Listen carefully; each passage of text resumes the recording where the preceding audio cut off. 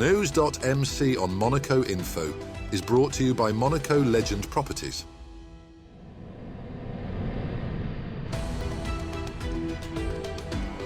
Bringing you news on Monaco's economy, culture, sports and more. Welcome to NEWS.MC, your English rendezvous on Monaco Info. Coming up on NEWS.MC, discover past week's top stories and meet the people who make Monaco.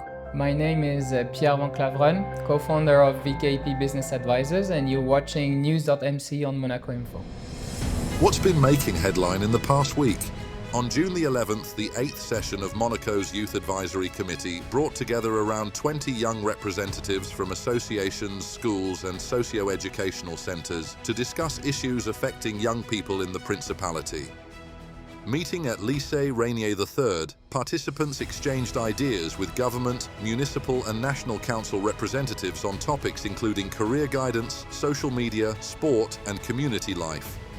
Several proposals gained support, including dedicated career guidance time in schools, a student association day and a class representative charter.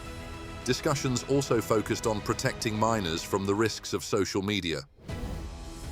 The Sails of Hope flotilla made a memorable stop in Monaco, welcoming 80 children in cancer remission aboard 40 sailboats during a week-long therapeutic voyage. Designed to help young participants leave the challenges of illness behind, the initiative combines adventure, friendship and personal growth. During their visit to the Principality on June the 11th, the children enjoyed a special convoy of classic and prestige cars organised by the Automobile Club of Monaco, including a drive around the Grand Prix circuit. Organisers described the programme as a transformative experience that helps rebuild confidence and well-being. Monaco's UNSS Awards ceremony on June 11th honoured nearly 140 students for their sporting achievements, commitment and fair play during the school year. The organisation now counts 682 members, representing more than 23% of students in the Principality's schools. Among those recognised was a generation of footballers from Lycée Albert Ier, who reached 4 consecutive French national championships, winning the national title in 2024. Beyond competition, speakers highlighted the educational value of school sport, promoting respect, solidarity, perseverance and teamwork. The ceremony concluded with student performances and celebrations, marking another successful year for Monegasque school sport. Monaco's National Council adopted several significant reforms during its public legislative session on June the 12th, focusing on health, social welfare and justice. Lawmakers approved updates to disability legislation, including enhanced family support and the end of the automatic transfer to old age status at 60. A new legal status for carers was also introduced. Reforms to organ donation will create a national consent register, allowing residents to formally record their wishes. Meanwhile, a new criminal procedure aims to speed up the handling of certain admitted offences while maintaining judicial safeguards. Elected officials also expressed concern over delays affecting some legislative proposals. The Maison de Vie in Carpentras, operated by Fight Aids Monaco, celebrated its 16th anniversary on June the 12th with the inauguration of a new creative arts space for residents living with HIV. Designed to encourage self-expression, confidence and personal development through artistic activities, the project was supported by the Monegasque government and the Red Cross. Princess Stephanie attended the celebrations, praising the work of staff and residents. The new facility reinforces the home's mission of placing well-being, creativity and personal reconstruction at the heart of its support programme. The 4th Monaco Water Ski Cup brought together 45 of the world's leading water skiers for 2 days of competition on Lac du Vaudois in Roquebrune-sur-Argent on June the 12th and 13th. Featuring elite men's and women's fields in slalom and tricks, the event attracted multiple world champions and top-ranked athletes. Prince Albert II attended the finals, while local youngsters had the opportunity to compete alongside the sport's biggest names. Organisers also highlighted the competition's growing role in developing Monaco's next generation of talent. The 5th edition has already been confirmed for next year.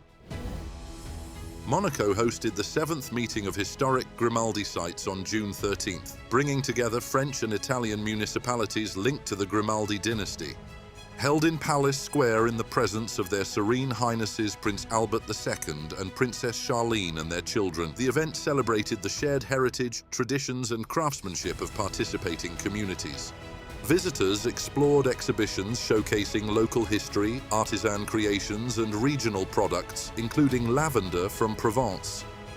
The gathering provided an opportunity to strengthen cultural ties and highlight the rich historical connections that continue to unite Monaco with towns across France and Italy. A spectacular sound and light show illuminated the facade of the Prince's Palace during the 7th meeting of historic Grimaldi sites on June the 14th. Projected onto the palace walls, the colourful display retraced the history of the Grimaldi family and its links with the former fiefdoms invited to Monaco this year. The performance captivated spectators, using striking visuals and storytelling to celebrate centuries of shared heritage and the legacy of Monaco's ruling dynasty. The 65th edition of the Monte Carlo Television Festival transformed the Grimaldi Forum into a celebration of television between June the 12th and 16th, welcoming international stars, industry professionals, and thousands of fans. Opened in the presence of His Serene Highness Prince Albert II, the festival once again demonstrated why it remains one of the most prestigious television events in the world. This anniversary edition featured a packed program of preview screenings, autograph sessions, public events and industry meetings. Among the highlights was the world premiere of The Walking Dead: Dead City, presented by producer Eli Journet, who discussed the enduring success of the franchise and its evolving themes of hope and survival. Several major honors were awarded during the opening ceremony. Spanish actress Esther Exposito received the Golden Nymph for Most Promising Talent, while veteran television presenter Michel Drucker was recognized with an honorary Golden Nymph, celebrating a remarkable 65-year career that mirrors the festival's own longevity. British actress Kristin Scott Thomas was presented with the Crystal Nymph Award in recognition of her distinguished contribution to film and television. The festival concluded on June the 16th with the traditional Golden Nymph Awards ceremony. American actor Kurt Russell received the prestigious Crystal Nymph in recognition of his outstanding career, while British actor Matthew Broome was honored with the Golden Nymph for Best International New Talent. Among the competition winners, the Israeli-Palestinian drama Fadia emerged as the standout success, claiming 3 awards including Best Film, the Special Jury Prize, and Best Actress for Yara Jarrah. British drama The Uniform won Best Series, and Italian production Gomorrah: The Origins was named Best Creation. The festival also showcased popular series and personalities from across Europe and beyond, including actors from Annecy Grand Soleil, singer-turned-actor Amir Haddad, and stars from both traditional television and streaming platforms. By combining prestigious awards, public engagement, and a willingness to embrace new formats, the Monte Carlo Television Festival demonstrated how it has successfully evolved over 6.5 decades while remaining a key fixture on the international television calendar. Monaco is hosting the steering committee of the Francophone Institute for Sustainable Development on June the 15th, bringing together representatives from across the French-speaking world to define future sustainability priorities. Discussions have focused on key themes including sustainable tourism, knowledge sharing, and the role of artificial intelligence in supporting environmental and economic transitions. Committed to the Institute since 2014, the Principality has announced an increase in its financial contribution, reinforcing its support for international cooperation and sustainable development initiatives among the organization's 93 member states. India's Minister of Commerce and Industry, Piyush Goyal, visited Monaco on June the 15th for meetings with Minister of State Christophe Meerman, Minister of Finance and Economy Frédéric Cottelorda, and Minister of Foreign Affairs and Cooperation Isabelle Béraud Amadei. Also attended by Monaco's ambassador to India Didier Gamerdinger, the visit provided an opportunity to present the Principality's economic strengths and reaffirm the long-standing diplomatic relationship between Monaco and India while exploring opportunities for closer cooperation. Monaco placed the fight against money laundering and terrorist financing at the center of its presidency of the Committee of Ministers of the Council of Europe by hosting an informal conference in Strasbourg on June the 16th, attended by representatives of all 46 member states. The event focused on strengthening international cooperation, adapting legal frameworks to new forms of financial crime, and sharing best practices. Secretary of State for Justice Samuel Vuelta-Simon highlighted Monaco's ongoing efforts to meet the highest international standards, while participants welcomed closer collaboration to tackle increasingly sophisticated cross-border threats and protect democratic institutions. The Roca team bounced back from their Game 1 loss to crush Paris Basketball 102-90 on Wednesday, June 17th, leveling the BetClick Elite Finals series at 1-1. Matthew Strazel led the way with 22 points and 9 assists, while Alpha Diallo was outstanding on both ends of the court. Monaco now reclaims home advantage with Games 3 and 4 set for Friday and Sunday at Gaston Médecin in the Principality. Next up, our exclusive interview with the personalities making the Principality. My name is Pierre Van Claveren from VKP Business Advisors. I was born and raised in Monaco, and I spent all my childhood and basically all the schoolings in Monaco. So I left Monaco when I was around 18, I think. So from 0 to 18 in Monaco. I studied 2 years in France nearby, and then I left and I went to Canada first, then Spain, then Australia. I studied communications mainly, and then the last year I made a master's in international relations. So I had a master's in communication in Australia, and then I went back to Spain and studied in international relations, then come back to Monaco. Well, I always came back and forth. I was always coming back here, working, and then, deciding on where I could go next. When I came back to Monaco in 2011, I joined the Monaco government. This is where I met my business partner right now in everything I do and in everything we do, basically, Emmerich. So we worked for what was called the Monaco Welcome and Business Office. At that stage, our role there was to advise people, and it wasn't even about advising at that stage. It was more about helping people who wanted to become Monaco resident and or who wanted to actually set up businesses. And we had the chance of being able to actively participate in everything, that starting with Monsieur Roger, who was the Ministry of State at that stage, with the attractivity. So Monaco, instead of being turned inside, turned outside, and we tend to had that chance to participate in here and to have kind of a lot of flexibility to provide the information the people were seeking. We have that core activity, obviously, of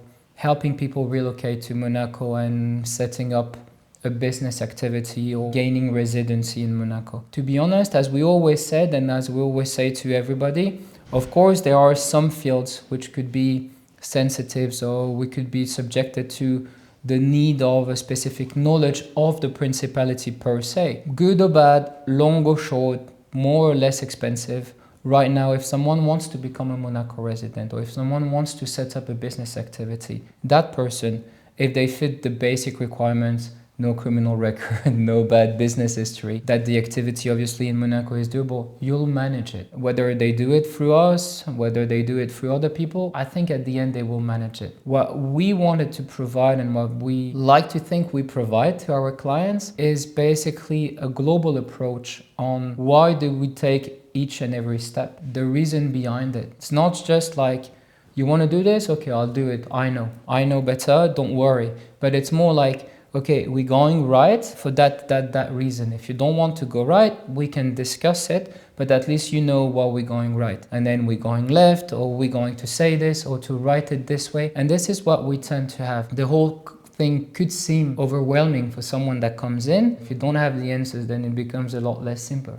Whatever you want to do, it's actually easy. The only reason why it could look complicated sometimes is because you didn't get it from the good way from the beginning. Our job is basically to make it easy and understandable. Our strong belief is that if you understand something and you know exactly what is going to happen, disregarding the happy ending, let's say, which is obviously and luckily for us mainly the case, But even if it's an unhappy ending for a business permit application, for example, from the moment that you've been given all the information with transparency and that you've been given all the advices as if I was sitting in your shoes, nothing can go wrong. This is what we truly believe in, is just that we can't always win, but at least what's important is to make sure that the person we have in front of us has obtained all the information that are needed to take the decision that they consider is the best for them. That's the good thing with Monaco, is that you usually don't have to have a winning argument, actually. I mean, Monaco sells itself alone.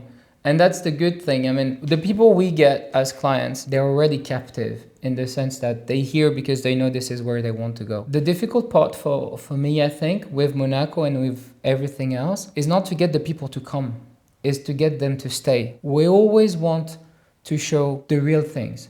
And there are some downsides about being in Monaco. Definitely. There will always be. Traffic could be one of them, but people need to know about it.